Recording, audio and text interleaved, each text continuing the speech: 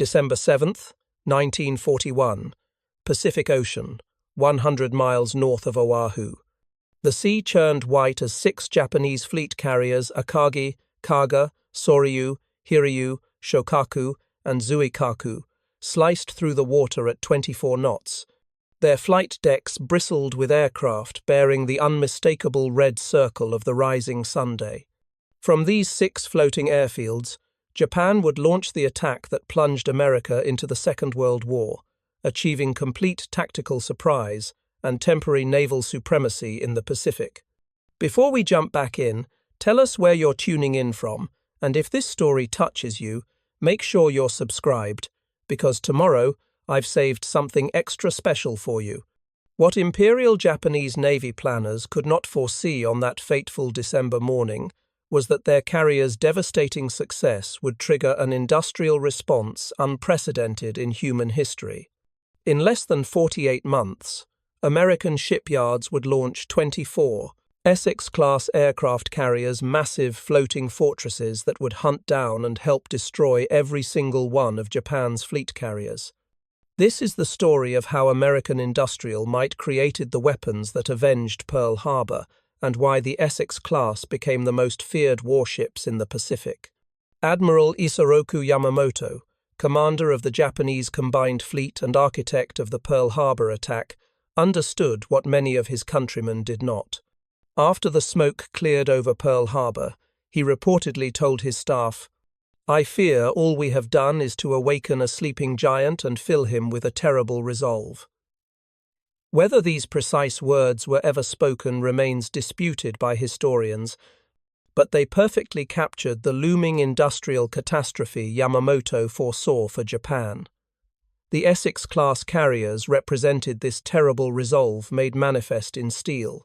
Their genesis began years before Pearl Harbor, when American naval planners recognized the aircraft carrier's emerging potential. In 1937, the U.S. Navy began preliminary design work on what would become the Essex-Class. But it was not until May 19, 1941, 7 months before Pearl Harbor, that the Navy authorized construction of the lead ship, USS Essex, CV-9. America's existing carriers had been converted from other vessel types or built under the restrictions of naval treaties. The Essex-Class would be different purpose-built from keel-up as aircraft carriers, incorporating hard-won lessons from early carrier operations. They would be bigger, faster, and more heavily armed than any carrier afloat. Most importantly, they would be built in numbers that would overwhelm Japan's capacity to replace its losses. The attack on Pearl Harbor changed everything. Before December 7th, the Navy planned to build only 7 Essex-Class carriers. After the attack, with America fully mobilized for war and naval treaties now irrelevant, the program expanded, dramatically.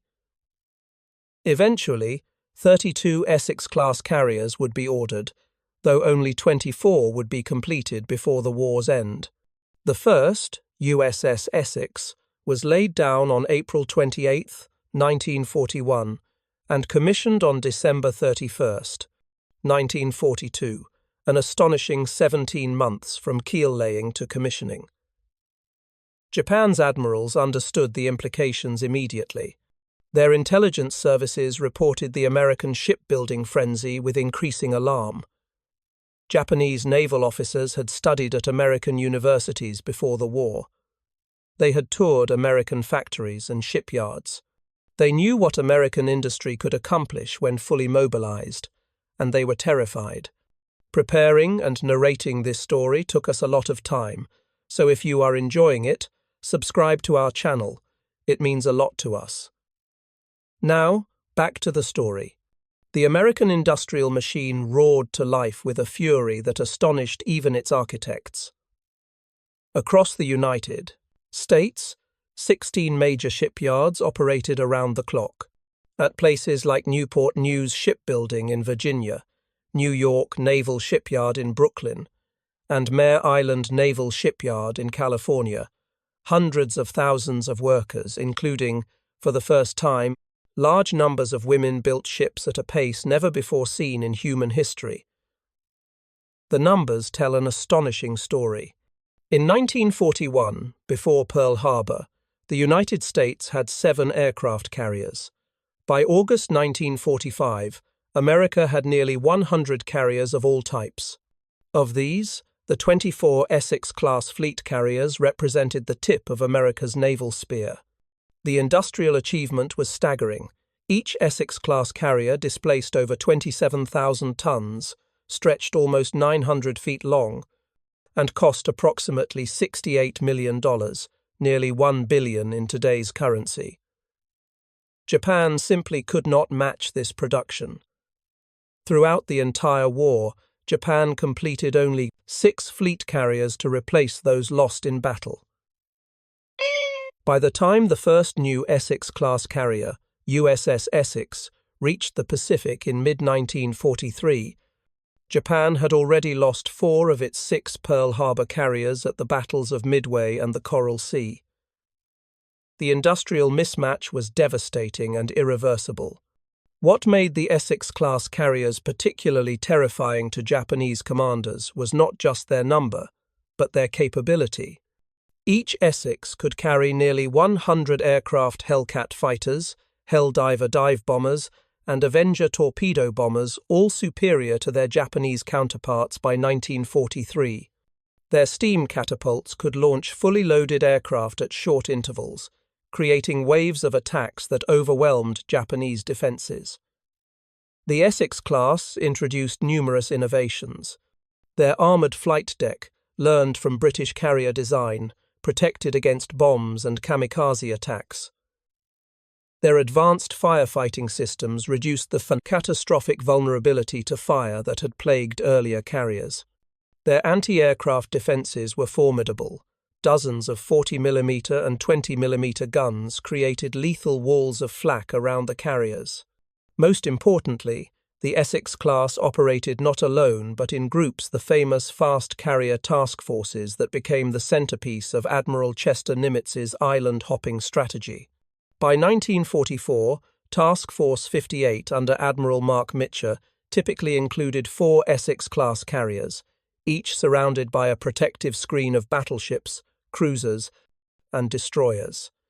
These task forces projected American power across thousands of miles of ocean, striking Japanese bases, shipping, and land installations at will. Commander Mitsuo Fuchida, who had led the first wave attack on Pearl Harbor, would later write that nothing terrified Japanese naval aviators more than reports of Essex-Class carriers in their operational area. When we received intelligence of Tsefo, even one such carrier nearby, he wrote after the war, our commanders would often cancel operations. To face 3 or 4 was considered suicide. Captain Mitsuo Yokota, who commanded a squadron of bombers in 1943 and 44, described the psychology. We knew from intelligence reports exactly what these American carriers could do. Their fighter cover was impenetrable. Their Hellcats would swat our best pilots from the sky like insects. Their radar gave them warning of our approach from over 100 miles. And if we somehow got through and scored hits, they could absorb damage that would have sunk our carriers instantly. It was like fighting ghosts that could kill you, but could not be killed themselves. The Essex-Class carriers first drew blood in the Gilbert Islands campaign of November 1943. USS Essex, USS Lexington, and USS Yorktown, all Essex-Class carriers, launched devastating strikes against Japanese positions on Tarawa and Makin atolls. Their aircraft systematically destroyed Japanese air power in the region, allowing American ground forces to land and secure the islands despite fierce resistance. In June 1944 came the Battle of the Philippine Sea, dubbed by American pilots the Great Marianas Turkey Shoot. 5 Essex-Class carriers formed the core of Task Force 58. In 2 days of battle, American carrier aircraft shot down over 300 Japanese planes, while losing only 29 of their own. Japanese naval aviation never recovered from this devastating loss of irreplaceable trained pilots. The Essex-Class carrier's ability to absorb punishment became legendary. On October 24, 1944, during the Battle of Leyte Gulf, USS Princeton, an Independence-class light carrier built on an Essex-Class hull, was struck by a single Japanese bomb. The resulting fires and explosions eventually forced her abandonment and scuttling a sobering reminder of carrier vulnerability.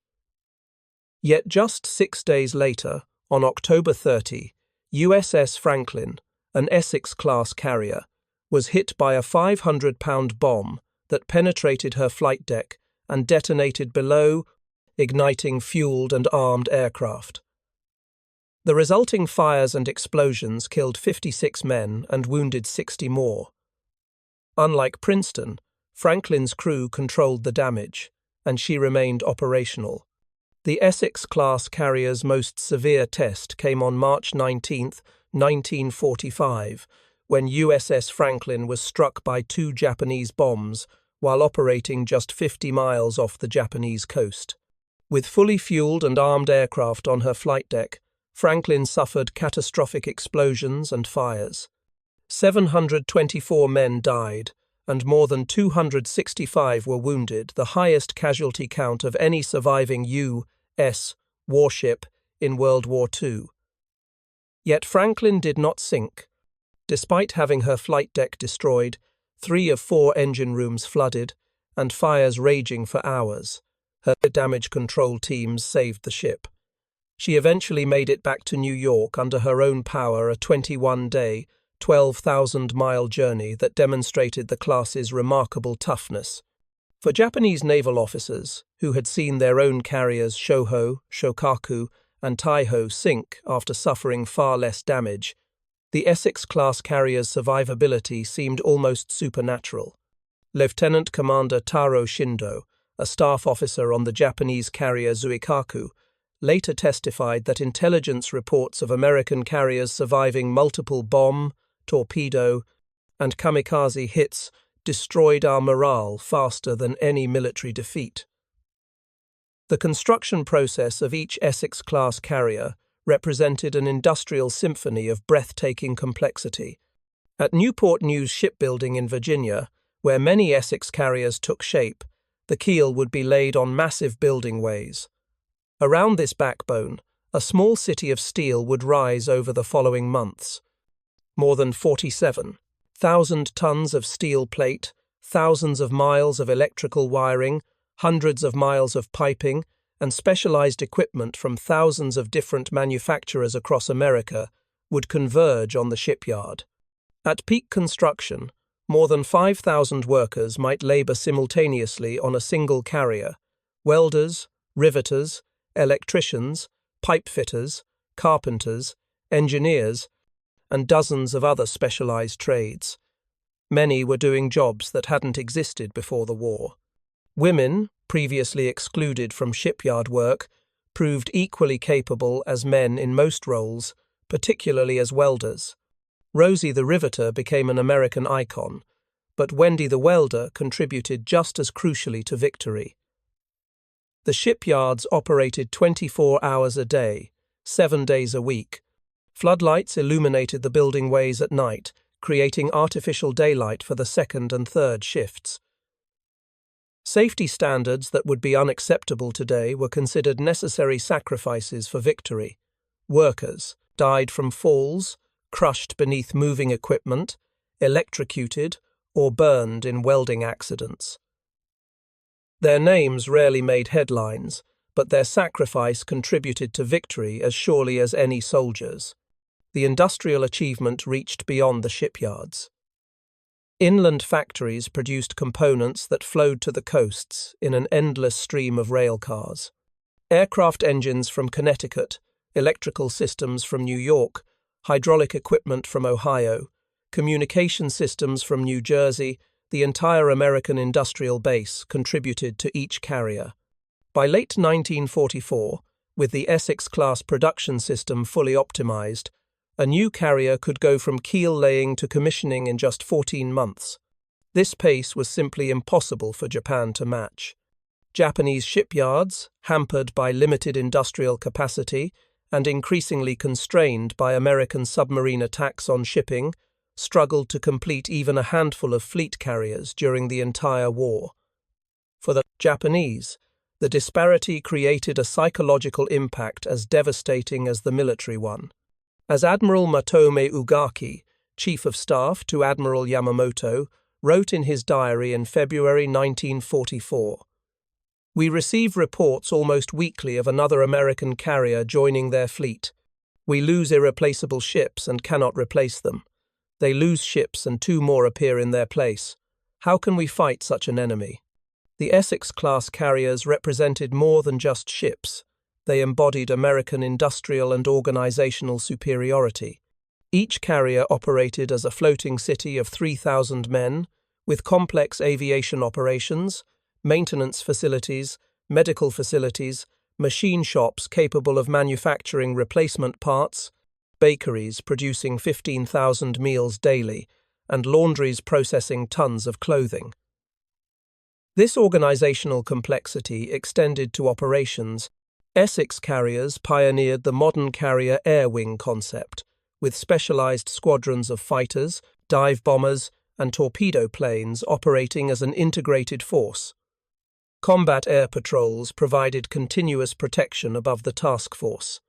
Strike packages of dozens of aircraft could be launched in under 30 minutes, each plane assigned specific targets and roles. The Japanese had nothing comparable by 1944. Their remaining carriers operated individually rather than in coordinated groups. Their pilots, once the best in the world, had been decimated at Midway and the Coral Sea, replaced by hastily trained novices with minimal flight hours. Their aircraft, once superior to American models, now faced Hellcats and Corsairs that outperformed them in almost every aspect. By 1945, the disparity had become absurd. In the final year of the war, while Japan struggled to keep its last carriers operational due to fuel shortages and constant air attacks, the U.S. Navy commissioned 12 new Essex-Class carriers, more fleet carriers in 12 months than Japan had, built in its entire naval history. The human stories aboard these massive warships reveal the true nature of the floating communities that fought across the Pacific. Essex-Class carriers typically carried crews of 2,500 to 3,000 men, the population of a small town. The average age was just 19. Many had never seen the ocean before joining the Navy. Like the industrial base that built them, these crews represented America's incredible organizational capacity. Teenagers from farms in Iowa directed flight operations on carriers handling $100 million air groups. High school graduates from small towns mastered radar systems that could detect aircraft hundreds of miles away. Factory workers from Detroit maintained engines of unimaginable complexity. For the Japanese, who had spent decades building a naval aviation elite drawn from a narrow segment of society, and trained through years of rigorous preparation, this American ability to transform civilians into carrier professionals in months rather than years seemed like industrial magic and a herald of inevitable defeat. The Essex-Class carrier was more than a weapon of war. It was a revolution in naval warfare that fundamentally altered the strategic balance in the Pacific. By 1944, these massive vessels had become the central focus of American naval operations, relegating the once dominant battleships to supporting roles. This transformation occurred with breathtaking speed, revealing how quickly warfare could evolve when driven by necessity and enabled by industrial might. Vice Admiral John McCain Sr., commander of a carrier task group in 1944, captured this revolution in a message to his superiors. The carrier has replaced the battleship as the queen of the seas. What we are witnessing is not merely a tactical shift, but a complete reimagining of naval warfare. The ocean's surface has become merely a platform from which to control the air, above it. For the Japanese, who had pioneered carrier warfare at Pearl Harbor, watching the Americans perfect and mass-produce their innovation created a profound psychological wound. Commander Minoru Genda, one of the architects of the Pearl Harbor attack, later reflected, "We showed them the future of naval warfare, and they showed us its perfection. By 1944, they had taken our concept and improved upon it in ways we could not match. It was like teaching someone a martial art only to have them use it to defeat you. The industrial disparity between America and Japan manifested most dramatically in the training of naval aviators. By 1943, American pilots received an average of 300 flight hours before deployment to combat more than double what their Japanese counterparts received. While Japan struggled to replace experienced pilots lost at Midway and the Coral Sea, American training programs produced thousands of skilled aviators. The Naval Air Training Center at Pensacola, Florida, known as the Annapolis of the Air, transformed from a modest pre-war facility into an enormous complex that graduated over 20,000 pilots during the war years. Similar expansions occurred at training facilities in Corpus Christi, Texas, and Jacksonville, Florida. These centers operated around the clock, consuming enormous quantities of aviation fuel at a time when Japanese pilots had their training hours cut due to fuel shortages. Lieutenant Commander David McCampbell exemplified this American advantage. Flying from USS Essex in 1944, McCampbell shot down 34 Japanese aircraft, becoming the Navy's leading ace. In a single mission on June 19, 1944, during the Great Marianas Turkey Shoot, McCampbell shot down 7 Japanese aircraft, a feat that reflected not just his skill, but the superior training, equipment, and tactical doctrines the Essex carrier program had developed. The typical Japanese carrier pilot facing McCampbell and his peers by 1944 had less than 100 flight hours of training. Their aircraft, once superior to American models, had fallen behind in performance as fuel shortages prevented Japan from developing advanced engines. Even the vaunted Zero fighter, which had dominated the skies in 1942, was outclassed by the F-6F Hellcat and F-4U Corsair by 1944. "We knew we were finished when we saw those Hellcats," recalled Lieutenant Saburo Sakai, one of Japan's few surviving aces from the early war period. "They could outclimb us, outdive us, and absorb punishment that would have destroyed our aircraft. And there seemed to be an endless supply of them, while our experienced pilots disappeared one by one." The human cost of this industrial mismatch was staggering. Of the 5,000 naval aviators Japan had trained by August 1942, fewer than 100 survived the war. America, by contrast, could replace combat losses rapidly without compromising quality. When USS Hornet was sunk in October 1942, most of her surviving aviators transferred to new Essex-Class carriers within months, bringing their combat experience with them. The massive flight decks of the Essex carriers, longer and wider than anything Japan could field, allowed for continuous operations of larger air groups. While Japanese carriers typically operated between 45 and 60 aircraft, Essex carriers routinely launched strikes involving 90 to 100 planes. This numerical advantage proved decisive in carrier versus carrier engagements. During the Battle of the Philippine Sea in June 1944, Vice Admiral Jisaburo Ozawa's mobile fleet, with 9 carriers, could launch a maximum strike package of approximately 275 aircraft. Vice Admiral Mark Mitcher's Task Force 58, with just 7 carriers, 5 of them Essex-Class, could put nearly 700 aircraft into the air, more than twice the Japanese capacity. The result was predictable and devastating. On June 19th and 20th, Japanese naval aviation suffered what historians would later call its death ride. American fighters shot down over 300 Japanese aircraft while losing fewer than 30 of their own. The Japanese carriers, unable to recover their few surviving aircraft, were left virtually defenseless. Admiral Takejiro Onishi, who would later create the Kamikaze Corps out of desperation, summed up the situation bluntly in a report to Imperial headquarters. "We have lost the ability to control the air over our own fleet. Without air cover, Our surface vessels are merely targets. The Americans launch aircraft in numbers we cannot comprehend from carriers that appear immune to our attacks. How are we meant to counter this? The answer, from Tokyo's perspective, was the kamikaze, the deliberate crash diving of aircraft into total size, American warships. This tactic, born of desperation, showed how completely Japan had lost the conventional naval war. Unable to match American carrier power, they resorted to turning their aircraft into single-use guided missiles. On May 11, 1945, USS Bunker Hill, an Essex-Class carrier, was struck by two kamikaze aircraft within 30 seconds while operating off Okinawa.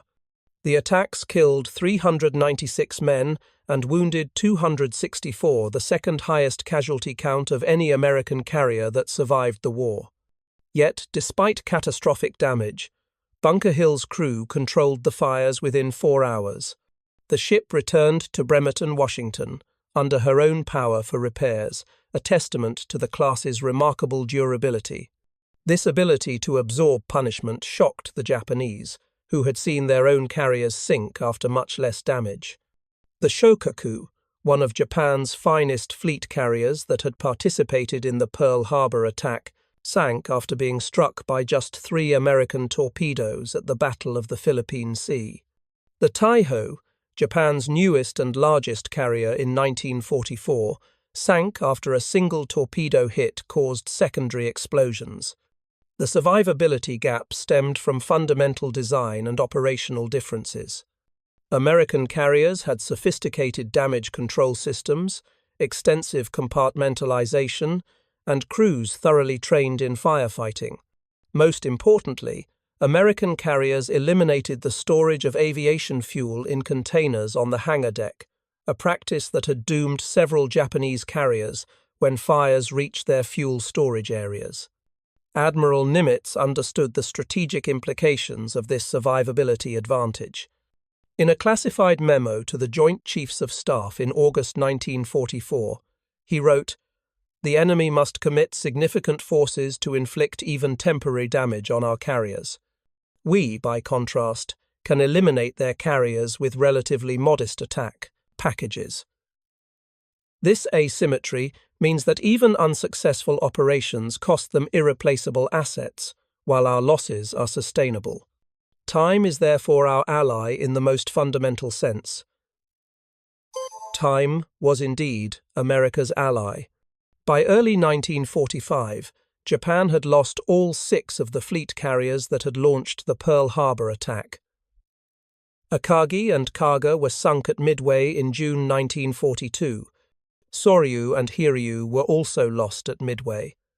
Shokaku was sunk by the submarine USS Kavala during the Battle of the Philippine Sea in June 1944. Zuikaku, the last surviving Pearl Harbor carrier, was sunk during the Battle of Cape Engano in October 1944. In their place, America deployed a seemingly endless stream of Essex-Class carriers: USS Essex, USS Yorktown, USS Intrepid, USS Hornet, USS Franklin, USS Ticonderoga, USS Randolph, USS Lexington, USS Bunker Hill, USS Wasp, USS Bennington, USS Boxer, USS Bonhomme Richard, USS Antietam, USS Shangri-La, USS Lake Champlain, USS Tarawa, USS Kearsarge, USS Princeton, USS Valley Forge, USS Philippine Sea, USS Leyte, USS Reprisal, and USS Oriskany 24, enormous carriers built in less than 4 years. For Japanese sailors, the psychological impact was devastating. Lieutenant Commander Masatake Okumiya, who served on Admiral Ozawa's staff during the Battle of the Philippine Sea, later wrote, "Each time we received intelligence of a new American carrier joining the fleet, the news spread through our ranks like a poison. By 1945, our sailors no longer believed victory was possible. They fought only for honor, knowing that death awaited them regardless." The air war statistics tell the story of American industrial dominance with brutal clarity. Between 1943 and 1945, Essex-Class carriers launched over 100,000 combat sorties. Their aircraft dropped over 60,000 tons of bombs and fired more than 50 million rounds of ammunition. They shot down over 6,000 Japanese aircraft while losing approximately 1,400 of their own, a kill ratio of more than 4-1. Behind these numbers were thousands of individual stories of courage, sacrifice, and loss. On May 8, 1945, during operations off Okinawa, a kamikaze struck USS Bunker Hill's flight deck. Lieutenant Junior Grade Neil Armstrong, who would later become the first man to walk on the moon, was among the pilots airborne when his carrier was hit. With no place to land, Armstrong and other pilots orbited their burning ship for hours, watching helplessly as their home burned below them, until finally diverting to other carriers when fuel ran low. For the men who built, maintained, and fought these massive warships, the Essex-Class carriers represented something more profound than mere weapons platforms. They embodied American capability at its zenith, the nation's ability to transform raw materials into complex fighting systems, to train farmers and factory workers to operate technology that hadn't existed a decade earlier, to project power across the largest ocean on Earth. By August 1945, with Japan's surrender, the Essex-Class carriers had achieved complete dominance of the Pacific. Their aircraft controlled the skies over Japan, striking targets at will. Their presence off Japan's coast represented not just military victory but industrial triumph, the fulfillment of what Admiral Yamamoto had feared when he warned his government about awakening the American industrial giant. The final irony of the Essex-Class carrier story came after the war. These ships, built to defeat Japan, would play a crucial role in rebuilding it. In the immediate post-war years, Essex carriers delivered thousands of tons of food, medicine, and supplies to occupied Japan. USS Boxer, commissioned too late to see combat in World War II, delivered the first shipment of agricultural equipment to Japan in Perich-Foundinese, 1946 tools that helped prevent mass starvation during that difficult winter. The relationship between these ships and Japan would evolve further in subsequent decades. During the Korean War, when Essex carriers launched strikes against North Korean forces, their air groups included maintenance personnel from Japan, working alongside American sailors, former enemies, now allies. By the 1950s, Japan had become America's most important Asian ally, protected by the very carrier force originally built to defeat it. This transformation reflected the war's most profound lesson. Military power ultimately rests on industrial capacity, innovation, and organizational skill, rather than martial spirit or tactical brilliance alone. Japan had begun the war with better carrier tactics, better naval aircraft, and better trained pilots. America had responded not by merely copying Japanese methods, but by industrializing them on a scale Japan could not match. The legacy of the Essex-Class carriers extended far beyond World War II. These ships formed the backbone of American naval power well into the Cold War. USS Oriskany fought in Korea and Vietnam. USS Lexington served as a training carrier until 1991, an astonishing 48 years of continuous service. USS Yorktown, preserved as a museum ship in Charleston, South Carolina, hosts hundreds of thousands of visitors annually who can walk the same decks where sailors once fought off kamikaze attacks. Perhaps the most poignant post-war moment came in 1991 when Japanese Maritime Self-Defense Force officers visited USS Lexington during her decommissioning ceremonies. Captain Hiroshi Takahashi, representing the Japanese Navy, placed a wreath on the ship's memorial plaque honoring American sailors killed in action. "These ships that once fought as enemies now protect the same peace," he said. "There is wisdom in this that goes beyond military matters." For the few surviving Essex-class sailors who witnessed this ceremony, the moment brought the story full circle. Norman Kleiss, who had flown dive bombers from carriers during the Battle of Midway, reflected, "We built these ships to win a war. We never imagined they would help build a peace that has lasted longer than the war itself. Maybe that's their greatest victory." The psychological scars of the carrier war remained with veterans on both sides. Japanese pilots who survived the war often spoke of the hopelessness they felt when confronting American air power. Masajiro Kawato, who flew Zeros against American carriers, described the experience. "It was like attacking a mountain. You might damage small pieces of it, but the mountain remains. Their carriers seemed indestructible to us, while our own ships burned if struck even once." American sailors carried different but equally indelible memories. Robert Schock, who survived the kamikaze hits on USS Bunker Hill, described watching friends consumed by flames. "The fires spread so fast. Men I'd eaten breakfast with that morning were just gone. We saved the ship, but we couldn't save everyone." That stays with you forever, the knowledge that survival was often just a matter of which compartment you happened to be in when the attack came. The industrial statistics of the Essex program remain staggering even by modern standards. Each carrier required approximately 18,000 tons of steel plate, 2 million feet of electrical cable, and 800,000 rivets. Their construction consumed enough aluminum to build 6,000 fighter planes and enough rubber to produce tires for 30,000 automobiles. To supply just one Essex-Class carrier for 1 year of operations required 50,000 barrels of fuel oil per month, 30,000 pounds of food per day, and spare parts numbering in the hundreds of thousands. The logistical operation to keep these ships functioning across thousands of miles of ocean represented an organizational achievement as impressive as their construction. Admiral Raymond Spruance, who commanded carrier task forces during the Central Pacific Campaign, understood the deeper significance of America's carrier advantage.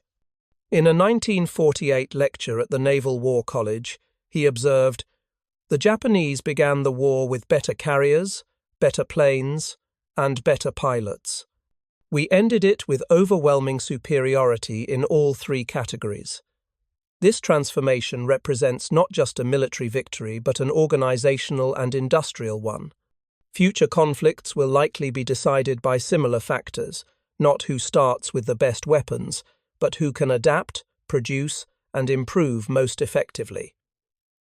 Spruance's insight proved prophetic. The organizational systems developed to design, build, and operate Essex-Class carriers would influence American military and industrial planning throughout the Cold War.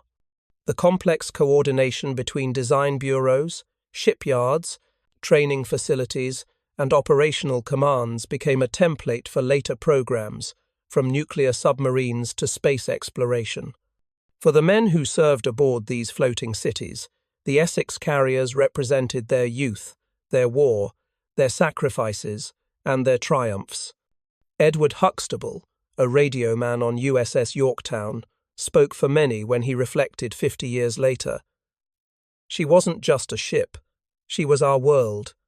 Everything that mattered to us happened within her hull: fear, courage, friendship, loss, victory. When I dream of the war, I don't dream of Japan or the Philippines or Okinawa. I dream of Yorktown's flight deck, her ready rooms, her radio shack. That was my war." The Essex-Class carriers embodied America's transformation from an isolationist nation into a global superpower. When Pearl Harbor was attacked, America had been the world's fourth largest naval power.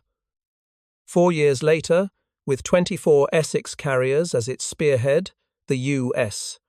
Navy was larger than all other navies in the world, combined a position of maritime dominance unprecedented in modern history. This transformation carried profound implications that extended far beyond military affairs. The organizational capacity that America developed to build and operate these carriers would later enable achievements from the Marshall Plan to the interstate highway system to the Apollo program. The sense of national purpose forged in the crucible of total war would shape American identity for generations.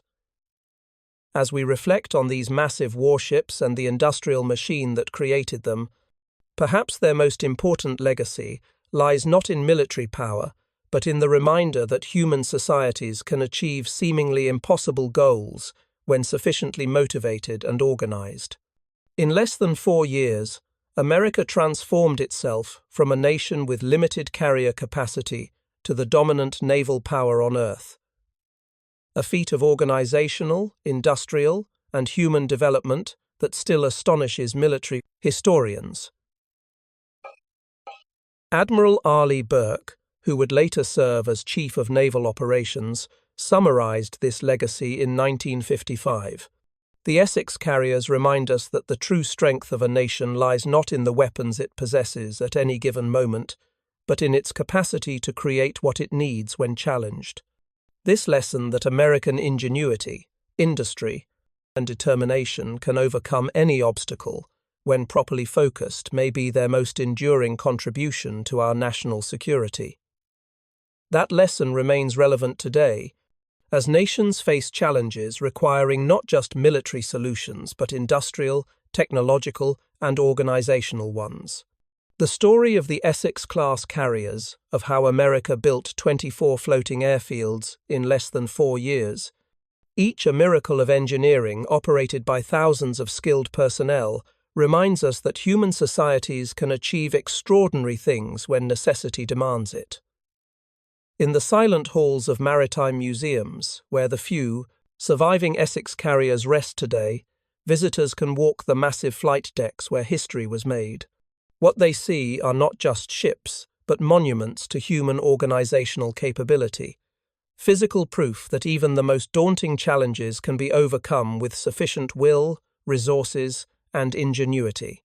Perhaps that, more than their combat record, is why these ships continue to inspire awe nearly 8 decades after they first slid down the ways and into history.